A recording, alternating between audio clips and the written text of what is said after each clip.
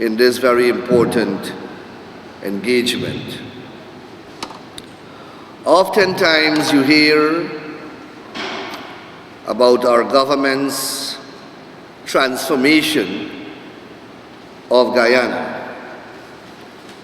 And indeed, we are transforming Guyana. In my recently delivered budget presentation, I pointed to the significant projects that every Guyanese can go and look at actually under construction to illustrate the point that I was making about the transformation. This building in which we are gathered was built only last year. Many of you, no doubt, would have recalled what was here 2 years ago. It was a shed, a fraction of this size. Look at the transformation that has occurred in this very vicinity.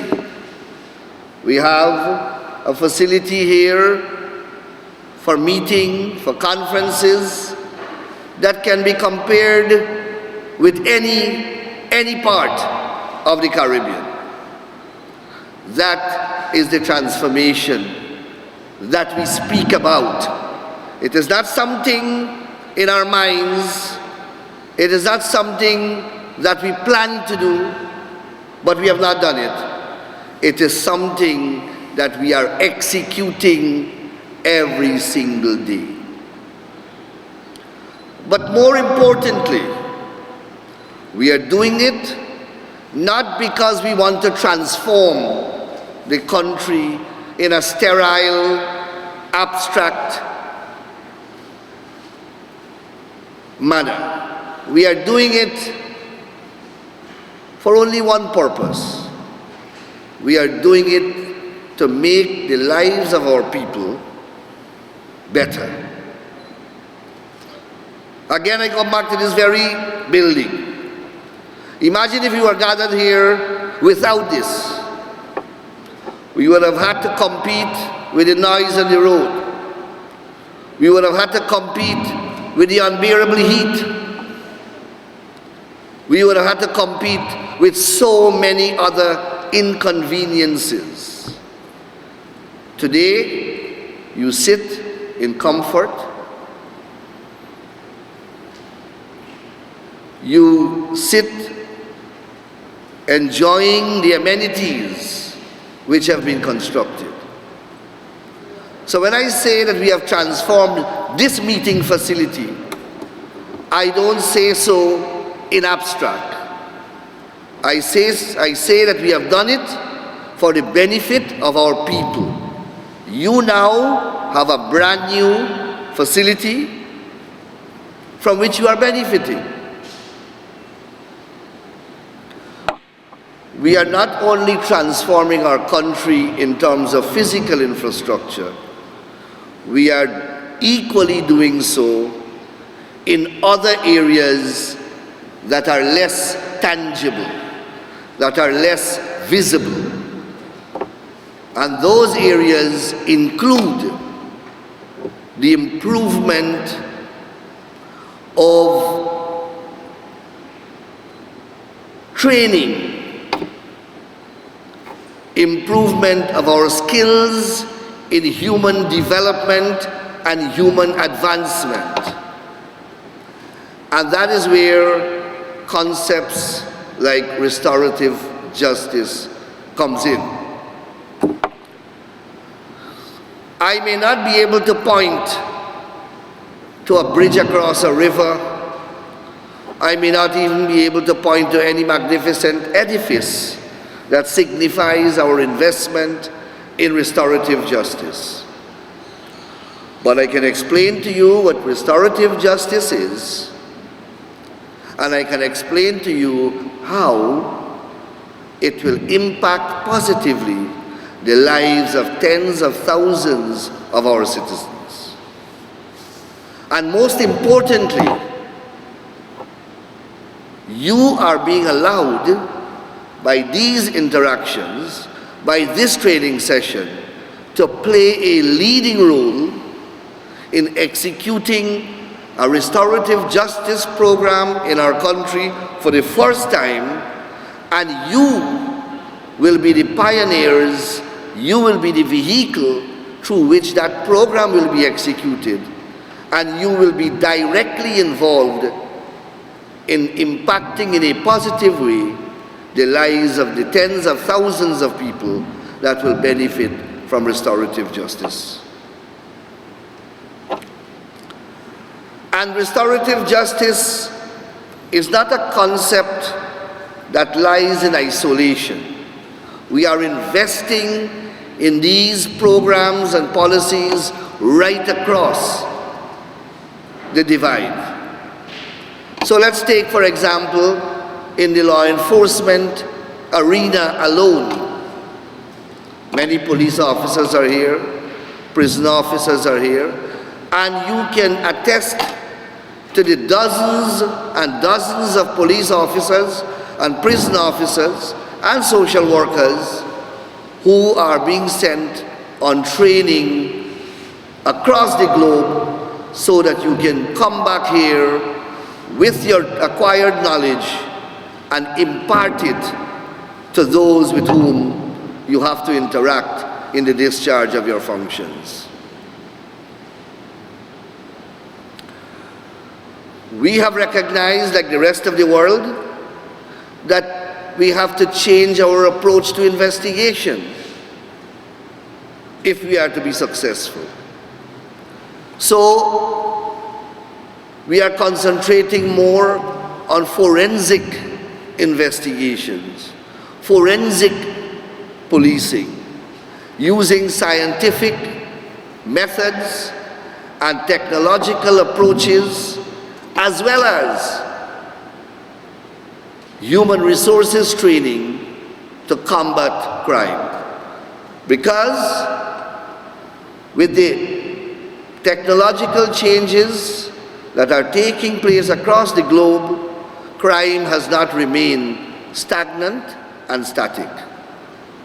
The criminal has wisen up. The criminal takes advantage of the technological changes. The criminal takes advantage of the sophisticated apparatus that we have now, and they use them to commit crime. In the face of that, we can't have the same type of approach to policing which we may have had 30 and 40 years ago. So we are investing heavily in forensic sciences in all its forms.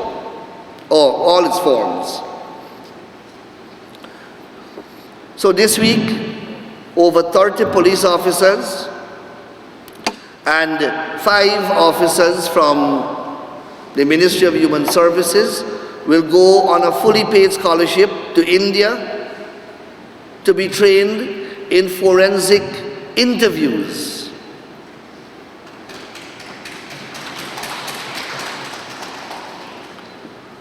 We have included in the Gold Scholarship Program dozens of disciplines of forensic type of investigative methods and techniques, and social service programs and counseling programs that our police officers and those in our probation department can take advantage of. And I'm pleased to report that dozens of policemen and social workers have been enrolled on our Gold Scholarship programs to take advantage of these new opportunities. Yesterday, Saturday night, I spoke at a graduation ceremony that graduated over 60 odd psychologists, 30 of whom were members of the Guyana Police Force. And I want to congratulate them for participating in those training programs. We, through this very project, will be sending 60 of our prison officers to the University of Guyana to train them in academic courses that will qualify them to play a more meaningful role in rehabilitating and reforming our prisoners. And that will take place at the University of Guyana this year. It is against that backdrop that I now want to situate restorative justice, because it comes from the same philosophical genre. Restorative justice may have been here, as you heard, in a different form and possibly under a different rubric for a very long time. The chairperson spoke about the panchayat system which we brought from India, and in the African community as well, they brought a system of village elderly. And under the panchayat system and the village elderly system, persons whom would have commanded the respect of their respective communities would have been appointed, for want of a better word, by the community to preside over disputes within the communities. And all of us who grew up in rural Guyana can relate to that. You always had the old people in the village to whom most of the villagers would go and lay out their problems, and those old persons would offer guidance. That perhaps still occurs today, but I guess with lesser frequency. And it is out of these types of socialization that concepts such as restorative justice was born. Restorative justice entered mainstream justice system sometime in the mid-70s.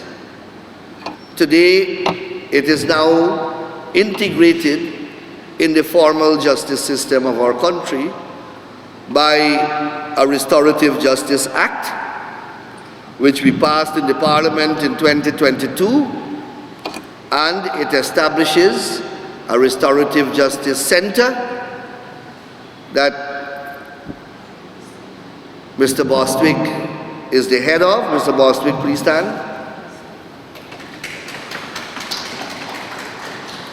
And before that, it was Mr. Silal Pasad, no stranger to you. Both these gentlemen were trained in restorative justice, but never got an opportunity to utilize their training in a formal way. We have that now. And we are training persons across the country, and we are building public awareness across the country on the issue of restorative justice. We have held public engagements in several regions across Guyana, speaking to the local leadership in those regions, including the regional administrators and counselors, religious leaders, the teachers, the police officers who are leaders in those regions, the Toshaos, the teachers. We have even trained our judicial officers, judges, magistrates. We have trained many social workers, and we have trained persons across the state apparatus. That training exercise is continuing, and this is yet another example of the training sessions to which I'm making reference. And we are paying people, qualified persons outside of Guyana and within Guyana to conduct these training exercises. In some instances, we have issued certificates to persons who have successfully completed the training. So you are certified, and you have a certificate to show from a recognized person or institution to confirm and to validate that you are the recipient of training in restorative justice. Restorative justice, as I said, is now a formal part of our legal system. It does not apply to the serious offenses. So you can't apply, and the law says what offenses it cannot apply to. It cannot apply to any capital offense or offenses involving violence or sexual offenses and offenses involving our children. Those are excluded because those are serious offenses. Restorative justice allows for many things. And let me just briefly deal with a couple so that you understand what it is. First of all, it has what is called a preemptive element. Preemptive in the sense that it allows you to look at a problem that may not have become full-blown, but you see symptoms of the problem, and it allows you to, by recognizing those symptoms, interrogate the situation and arrest the problem before it gets into a bigger problem or before it reaches its full potential. So in the school system, for example, we are training our teachers in restorative justice. And at a very early stage, a teacher can look at a child and see something is not normal about this child. Either the child comes to school with evidence of violence, the child appears unkept, or the child appears unduly nervous, and an acute mind can detect those issues and quietly and in the proper way interrogate them. And that can lead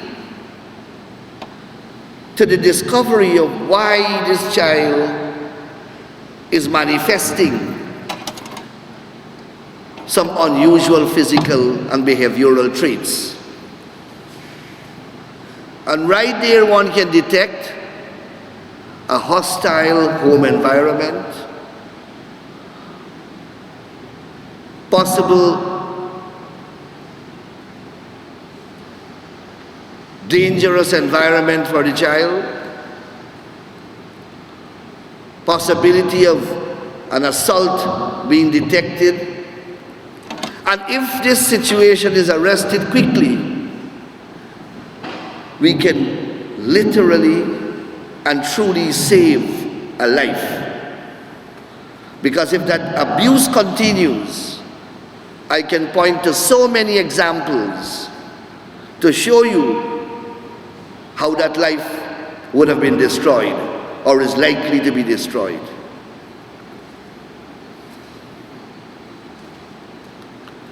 Restorative justice allows you to do that. It allows you to interrogate the problem and go into the root of the problem to pull the problem out from the root. So that if you can get that child removed from that hostile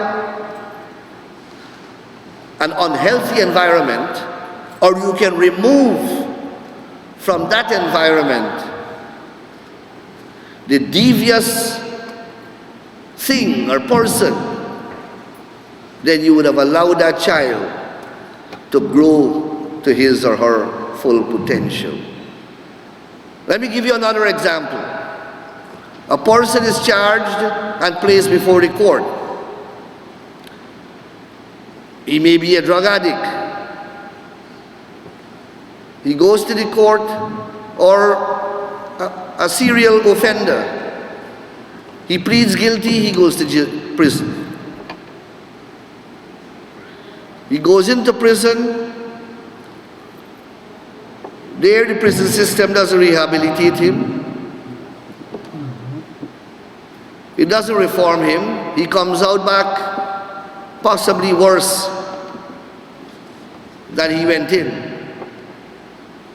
He goes back to that very environment that sent him to the court in the first place, and he's back in the court very shortly after, and he's back in the prison because he pleads guilty, and that cycle continues.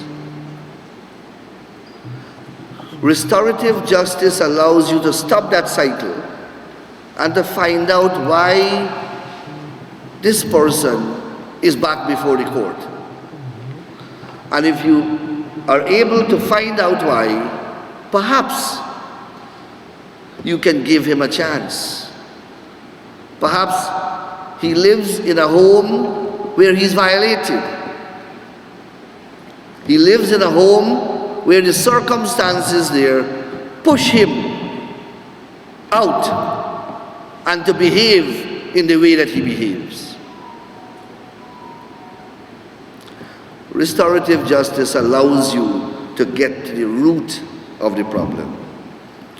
It also allows you to bring the victim and the offender together in a mediatory environment, and you will be the mediator. And you listen to both sides, and you allow them to talk, to vent, to get the bad blood out. And sometimes that alone can bring what may have been a decade-old problem to an end. They got some problems that are inherited. So two neighbors live, and the grandfather used to fight over the guinea tree who leaf a fall on the other side. And the father take on that battle, and now the grandchildren now are in that battle. And all they're fighting about is about leaves falling out from one tree into the other yard. But nobody ever put them to sit down and try to trash it out. Restorative justice allows you to do that. When they go before the court, the magistrate can say, in accordance with the Act, the Restorative Justice Act, that just like how he sends a case to the probation officer, he can send a case to the restorative justice officer. And you will be that officer who will get an opportunity to put them to sit down. And there are steps that you have to follow, and when you conclude your exercise, you produce a report and you give the magistrate. In the training, you will be told all of these things.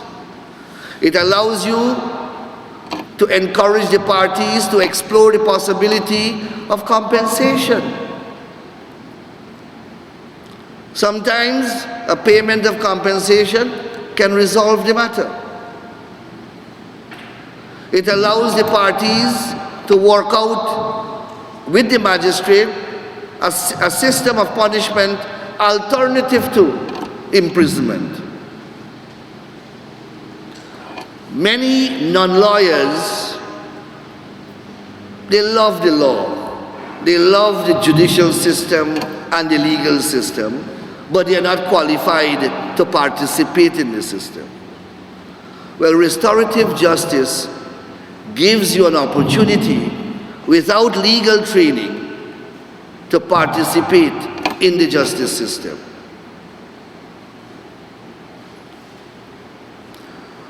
What we are doing also is, in collaboration with the Ministry of Amerindian Affairs, so we have the Toshaos here, and in collaboration with the Ministry of Human Services, we are locating, well rather we are twinning the probation service that ministry offers with restorative justice services.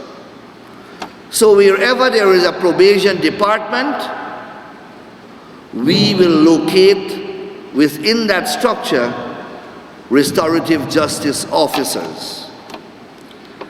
And most of you would know that there already exists a very formal institutional relationship with the justice system in the form of the magistracy and the High Court, the criminal justice system and civil justice system, and the probation department. So many a times you go to court, the magistrate recommends the intervention of a probation officer, or the magistrate recommends a probation report, or a judge requests a probation report or an evaluation from the social service department. Well, we will now have aligned to that the restorative justice department. So the magistrate will know, in the same way that he or she can engage the probation department, that magistrate can also engage the restorative justice department. So restorative justice is therefore here to stay. We are reforming our prison system. We are building a brand new physical structure. I am working on a new prison bill, because we can't have a 1950 legislation governing a 2023 prison system. In the 1950s, punishment was different from what it is now. Punishment had a greater punitive content 5 or 6 decades ago than it is now. Punishment now has a greater rehabilitative and reformative content than punitive. In particular, in relation to non-violent offenses and non-capital offenses. The truth is that there was a time when we all believed in the death penalty, and some of us still do. But the truth of the matter is the death penalty has not addressed the crime situation anywhere in the world. Has it? Has long prison terms with hard labor solved the crime situation in the world? It has not. In fact, the crime situation has gotten progressively worse. So the experts have told us we have to work in the reformation of the offender than the punishment of him. And that is the new direction in which the world is going. And that is why restorative justice has such an important role to play in a modern Guyana going forward. The government has invested in 2 pilot projects. We launched one at Lusignan 2 weeks ago, and one will be launched at Vorgenugen on the east bank of Essequibo, and that will be opened within the next 2 weeks.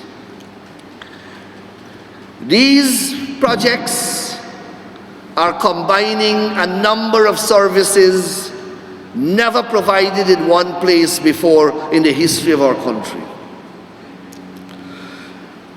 It is primarily dedicated to cater for domestic violence victims, sexual offenses victims, trafficking in persons victims, and persons who suffer from those kindred type of offenses. And these centers will provide medical services, probationary and counseling services, legal services, restorative justice services, police protection, and accommodation for the victims of these offenses.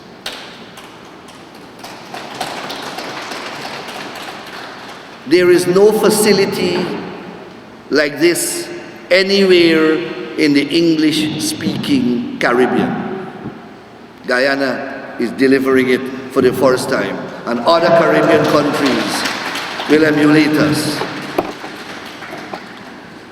I say that, and once that project is successful, we will replicate it across the country. And we know how important having these services available, how important they are. And they are going to be free, obviously.